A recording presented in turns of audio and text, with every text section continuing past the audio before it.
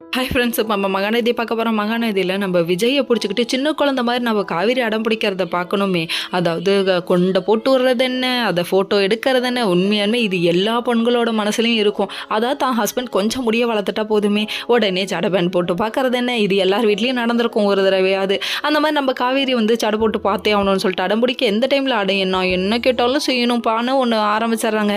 நாட்டில் முக்கால்வாசி பேர் கன்சீவாக இருக்க டைமில் புருஷனை பழி வாங்குறீங்க, அது மட்டும் நல்லா தெரியுதுப்பா. இது பெண்களோட ஒரு சீக்ரெட் விஷயம், இது வெளியே சொல்லியிருக்க கூடாது, இருந்தாலும் சொல்லிட்டேன், கோச்சுக்காதீங்க. இங்க இப்படி நடந்துட்டு இருக்கு. அங்க ராகினி ஒரு பக்கம் அஜய் கிட்ட போய் உட்காந்து, அஜய் எனக்காக நீ இதை பண்ண மாட்டியா அஜய் அப்படின்னு சொல்லிட்டு கையை பிடிக்கிறது தானே, கண்ணத்தை திருவது தானே, டே அப்பா அவனோட வீக்னஸ் பாயிண்ட்லேயே நீ அடிக்கிறே அப்படிங்கிற மாதிரி ஆயிடுச்சு. அதுக்கப்புறம் உனக்காக நான் என்ன வேணா பண்ணுவேன்ட்டான். டே தம்பி பாசத்தில் மயங்காதப்பா, அது வேஷம், அது பாசம் இல்லை வேஷம், அதுவும் படும் வேஷம், அது பாய்சனு அப்படிங்கிற மாதிரி இருந்தது.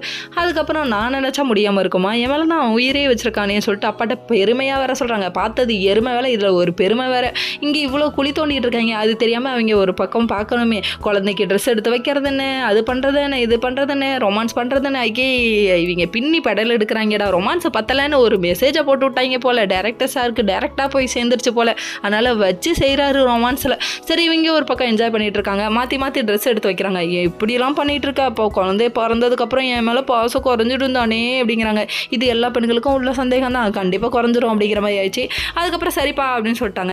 சரி வாப்பான்னு சொல்லிட்டு உள்ளே வந்து உட்காந்து பேசிகிட்டு இருக்காங்க. அப்போ இவங்க 2 பேரும் சேர்ந்துட்டு பேசிகிட்டு இருக்க டைமில் நீ என் கூட இருந்துரு, நான் உனக்கு என்ன வேணால் சப்போர்ட் பண்ணுறேன் அப்படின்னு சொல்லிட்டு இருக்காங்க. அதெல்லாம் முடியாது அப்படின்னு சொல்லிட்டு இவங்க சொல்ல, சரி உனக்காக கொஞ்ச நாள் அட்ஜஸ்ட் பண்ணிக்கிறேன்னு சொல்கிறதோடு முடிச்சிட்டாங்க. இங்கே ஒரு பக்கம் நம்ம அஜய் போய் அவங்க அப்பாட்ட கெஞ்சிக்கிட்டு இருக்காரு. டே அறிவு கட்டவனே, மூளையே இல்லாதவனே, உன் பொண்டாட்டிக்காக என்ன ஜெயிலுக்கு போக சொல்கிறியாடான்னு கண்ணாப்பிடான்னு திட்டுறாரு. ஓகே